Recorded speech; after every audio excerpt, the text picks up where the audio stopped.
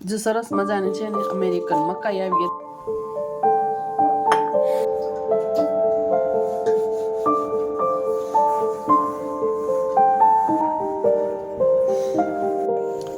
તો જો હમણાં તળી અને ઠંડી થઈ ગઈ છે ને ડબ્બામાં ભરી મૂકી છે.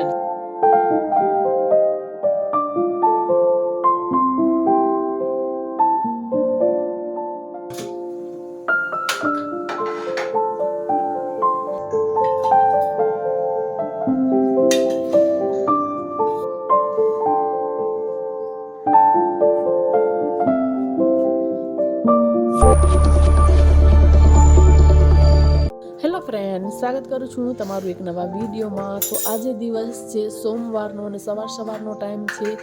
આવી ગઈ છું રસોડામાં અને યાદ આવી ગયું કે મારે મહેંદી પલાળવાની છે, કેમ કે આગળથી છે ને વ્હાઈટ છે ને હેર થોડા આવી ગયા છે. મેં ચાલો મહેંદી છે ને પલાળી દઉં. તો હું છે ને મહેંદી કંઈક આવી રીતે પલાળું છું. લોખંડનું મેં એક વાસણ અલગ જ જો આવી નાની એવી કઢાઈ છે ને મેં મૂકી છે. તો લોખંડના વાસણમાં મહેંદી પલાળવાથી એમાં બેસ્ટ રિઝલ્ટ છે ને એ મળે છે. અને દહીંમાં જ હું કન્ટિન્યુઅસ પલાળું છું. ક્યારેક જ દહીં ન હોય તો ખાટી છાશમાં પલાળું, નહીં તો દહીં છે ને બેસ્ટ છે. કાંઈ પણ આપણે ઇન્ફેક્શન હોય, ફંગસ હોય, બેક્ટેરિયા, બધું જ એકદમ બેસ્ટ સોલ્યુશન એનું છે કે દહીંમાં મહેંદી પલાળી અને એમ જ પણ આપણે દહીં છે ને હેરમાં અપ્લાય કરી શકાય. તો બસ જો અહીંયા કંઈ દહીંમાં મહેંદી છે એ પલાળીને મૂકું છું. ને થોડું દહીં છે ને એ નાખું છું. ક્યારેક પછી વધારે પડી જાય ને તો પતલી મહેંદી થઈ જાય ને તો પછી આમ કેમ આમ આખા આપણે કામ કરતા હોય આમ રેલા ઉતરે એટલે ફેસમાં, ને પછી આમ મહેંદી મજા ના આવે આમ ઉતર્યા રાખે. એટલે તો થોડું છે ને એની અંદર નાખીને સરસ રીતે જો પલાળીને મહેંદી છે મૂકી દીધી છે. અને હવે બસ જે આપણે કિચનના જે કામો છે એ સ્ટાર્ટ કરશું. તો બસ હવે છે ને કાશ્મીરી મરચું છે ને એ લીધું છે. તો હું એક પેકેટ એવી રીતના લઉં છું, નાના. ક્યારેક મોટા હોય તો મોટા લઈ લઉં. તો બસ અહીંયા કને એ સફાઈને કરવાની છે. એટલે બસ થોડું ઘણું આડું કરું છું. બધા એક્સ્ટ્રા વાસણ છે ને એ કરવાના છે, તો એને સાઈડમાં મૂકું છું. એટલે કંઈ કામ કરતા હોય ને કિચનમાં તો થોડું ઘણું સોર્ટ આઉટ કરતા જઈએ ને તો મજા આવે. જો આખું આમ ભરાયેલ પડ્યું હોય તો મજા નથી આવતી. તો થોડી ઘણી છે ને મહેંદી પલાળીને એટલે અહીંયા ઢોળાઈ ગઈ છે. તો મેં ચાલો સાથે છે ને અહીંયા સાઈડમાં ભાત પલાળીને મૂક્યા હતા, તો ધીમા ગેસ ઉપર એ પણ સાઈડમાં મૂકી દઉં છું. અને પછી મેં કીધું ચાલો હવે છે ને થોડું ઘણું અહીંયા ક્લિનિંગ કરી લઉં. પછી છે ને કાશ્મીરી મરચું છે ને અહીંયા કને કાઢવાનું છે ને તો એ કાઢું, કેમ કે આ બધું ઢોળેલું ને હોય ને તો પછી મજા ના આવે. થોડું ઘણું ક્લીન કરી લઈને તો આગળ જ હમણાં હું કરીશ. એકદમ ડીપલી નહીં કરું, કેમ કે રસોઈ થઈ જાય ને પછી જ એકદમ પ્રોપર ડીપલી જે ક્લિનિંગ કરવાની હોય ને કિચનમાં એ હું કરું છું. તો અત્યારે તો ન કરું, કેમ કે આપણે રસોઈને કરીને તો પાછું બધું એવું જ થાય. પણ અહીંયા દહીંને થોડીક મહેંદી ઢોળાઈ ગઈ હતી એટલે મેં થોડુંક ચાલો ક્લીન કરી દઉં. પછી આપણે કિચનમાં કામ કરીને તો થોડુંક આપણને મજા આવે એમ.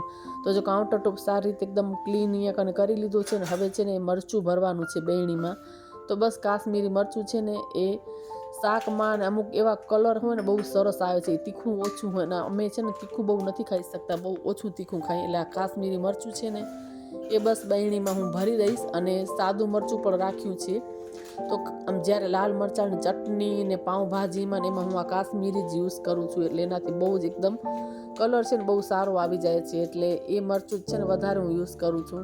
એટલે આ વખતે છે ને બહુ નાની પેકિંગ આવી ગઈ છે, નહીં તો હું આટલી બધી નાની પેકિંગ નથી લેતી. આ વખતે છે ને હું રૂબરૂ બધું રાશન લેવા નહોતી ગઈ. બધું મેં લિસ્ટ કરીને વોટ્સઅપ કરી દીધું જ્યાંથી હું રાશન લઉં છું ને. એટલે એને નાની આવી રીતના પેકિંગ બધી નાખી દીધી હતી કિલો મરચાંની. એટલે મેં ઠીક છે ચાલો ચાલશે. એટલે બસ આટલી પેકિંગ છે, નહીં તો હું જે મોટી પેકિંગ મરચું આવે છે ને એ જ મરચું લઉં છું. તો જો અહીંયા મરચું છે ને કાશ્મીરી એ પણ ભરી દીધું છે. બસ બહેણી તો મેં કાલ રાત્રે જ વોશ કરીને મૂકી દીધી હતી, એટલે સરસ રીતે સુકાઈ ગઈ હતી. તો જરાક પણ જો ભીનાશ રહે ને તો પછી મરચું ખરાબ થઈ જાય છે. એટલે જો અહીંયા કને મરચું છે ને એને પણ અહીંયા કને મૂકી દઈશ. એટલે કાશ્મીરી મરચું છે ને હું અલગ જ આમ રાખું છું, એને મરચાંમાં મિક્સ નથી કરતી બીજા કોઈ મરચાંમાં. તો આજે છે ને બેડરૂમના જે આ બધા ડ્રોઅર છે ને એને મને સારી રીતે ક્લીન કરવાના હતા. મેં ચાલો આજે કરી દઉં, કેમ કે બહુ સમય થઈ ગયો છે ને મેં સારી રીતના જરાય ક્લીન નથી કર્યું. એટલે ચાલો ઉપર થોડુંક આમ ક્લીન થઈ જાય ને તો વાંધો ના આવે. આમ કબાટનો છે ને કલર એવો છે ને ખબર ન પડે ઉપર ડસ્ટ છે કે નહીં, પણ થોડા ટાઈમે છે ને એને ક્લીન કરવું બહુ જરૂરી છે. મેં ચાલો બધા ઉપરના જે દરવાજા છે ને કબાટના તો સારી રીતના એને છે ને ક્લીન કરી દઉં. એટલે જે બી ડસ્ટ હોય ને એ નીકળી જાય. એટલે થોડા સમય જો આવી રીતના આપણે ઘરની કેર કરીને તો બહુ બધું છે ને આપણનું કામ વધતું નથી એમ. પછી એક ભેગું કામ કરી નાખીને તો બધું કાઢીએ ને તો થાકી જવાય છે. એટલે જો અહીંયા કને મેં સારી રીતના ક્લીન કરી લીધું છે. સ્વિચ બોર્ડ છે ને એ પણ ક્લીન કરવાનો છે, તો અહીંયા કને એ બી હું કરી લઈશ બેડરૂમનું. તો આજના માટે છે ને આટલું કામ ઇનફ છે, અને મારા દીકરાનો રૂમ છે ને એ હું કાલે કરીશ. એટલે જો ડિવાઈડ કરીને આવી રીતના કરીએ તો આપણા માટે કામનો બર્ડન બી ન થાય, અને બીજું બધું કામ પણ આપણે સારી રીતના હેન્ડલ કરી લઈએ. કેમ કે ખાલી ક્લિનિંગનું જ કામ ન હોય ને, ઘરના બીજા ઘણા જ બધા એવા કામ હોય છે. જો સરસ મજાની છે ને અમેરિકન મકાઈ આવી હતી ઘર પાસે, તો મારા દીકરાને બહુ જ ભાવે એટલે જો લીધી છે. ઉપરની આ ભલે છાલ સુકાયેલ લાગે છે, પણ અંદર એકદમ ફ્રેશ ને જો તાજી છે, એકદમ તાજી. એટલે આ 3 જો લીધી છે, એકદમ ફ્રેશ છે. એટલે બેસીને બધા પાંદડા કાઢી અને પછી મૂકી દઈશ. એટલે પછી છે ને ખાલી બાફી જ રહી. પછી એની અંદર લીંબુ ને ચીઝ ને મેગી મસાલો નાખીને શું બહુ જ ટેસ્ટી લાગે છે ખાવામાં. એટલે જો આ બધી કાઢી ને પછી ખાલી બાફી જ રહે સાંજના ટાઈમે. એટલે બેઠા બેઠા નવરી હોઈશ ને જમી કરીને ત્યારે સાંજના ટાઈમે ફ્રી હોય ને તો થોડી વાર પછી ફોલી લઈશ. બેઠા બેઠા આ તમારો દીકરો પણ એ પણ દાણા કાઢી દે. એટલે હમણાં પણ એની એક્ઝામ ચાલુ છે ને, એટલે પછી હું એને કાંઈ કહેતી નથી હમણાં. એટલે જો ઘરનું કામ બધું કરી લીધું છે ને રસોઈ છે ને એ કરવાની છે. પણ ચાય પાણીના વાસણ ને એ થઈ ગયા છે, પણ એક્સ્ટ્રા બીજા વાસણ છે ને બધા ડબ્બા ને ખાલી કરે એ બધા ધોવાના છે. એટલે એ કરી લઉં. પછી રોટલી કરવાની છે ને શાક વઘાર કરવાનો છે. સાંજના છે ને 5:45 વાગ્યા છે, અને જો દૂધ ઠંડુ થઈ ગયું છે. બપોરે છે ને જમી કરી અને થોડી વાર આરામ કર્યો. 4 સાડા 4 ઉઠી ગઈ હતી ને પછી છે ને દૂધ બનાવવાનું હતું, દૂધ બનાવી અને મૂક્યું છે. એટલે ફ્રૂટ સલાડ બનાવવાનું છે, કાલ તો આજે જ બનાવી દઉં. અને ઠંડુ થઈ જાય તો આખી રાત છે ને ફ્રીજમાં રહે ને તો સરસ લાગે છે. એટલે મેં ચાલો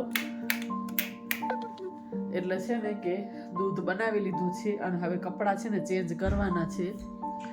અત્યારે છે ને દેરાણી ભેગું જવાનું છે, થોડુંક છે કામ, એના ભેગું માર્કેટ જવાનું છે, અને થોડુંક બીજું પણ કામ છે. એટલે જો દૂધને ઢાંકીને મૂક્યું છે. એટલે આવીને સાવ ઠંડુ નથી થયું, થોડુંક હજી પણ ગરમ છે. આખી રાત છે ને ફ્રીજમાં મૂકી દે તો કાલ સવાર સુધી મસ્ત એકદમ ઠંડુ ચીલ થઈ જાય. અને પછી બપોરના બધા ફ્રૂટ જે ભાવે ને એ પ્રમાણે નાખીને પીવાની બહુ જ મજા આવે. અને મારા દીકરાને છે ને બહુ જ ભાવે છે બદામ શેક. એટલે એવી રીતે જ કર્યું છે, બધું અંદર કાજુ બદામનું પાવડર નાખીને કર્યું છે. એટલે એ એવી રીતના પીવે, અમે ફ્રૂટ નાખીને પીએ. એટલે બહુ જ મસ્ત લાગે, ટેસ્ટી લાગે. ચાલો હવે છે ને કપડાં છે ને ચેન્જ કરી લઉં, કેમ કે આ નાઇટ ડ્રેસ પહેર્યો છે ને, એટલે ડ્રેસ પહેરી લઉં. પછી થોડું કામ છે એ કરી આવીએ.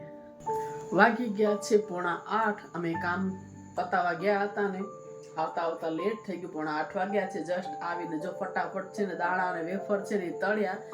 છે ને સોમવાર છે ને મારા હસબન્ડ ફાસ્ટ છે, એટલે પાછું અમને અત્યારે જવાનું છે જમવા માટે. એટલે એને બપોર જ એકટાણું કરી લીધું, તો એક જ ટાઈમ જમે. અને થોડીક વેફર કે દાણા ખાશે, અને એક્સ્ટ્રા થોડીક વેફર તળી છે, મારા દીકરાને પણ ભાવે.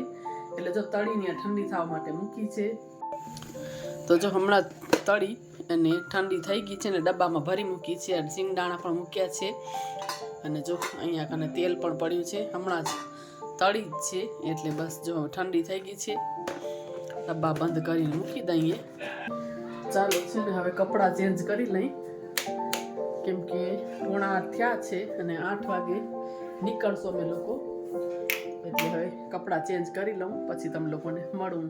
તો અમે લોકો છે ને આવ્યા છીએ લગ્નમાં જમવા માટે. તો બસ જમવા બેઠા છીએ, તો બહુ કાંઈ શૂટ નહોતું કર્યું, પણ થોડું મેં ચાલુ એક ઝલક થોડુંક દેખાડું.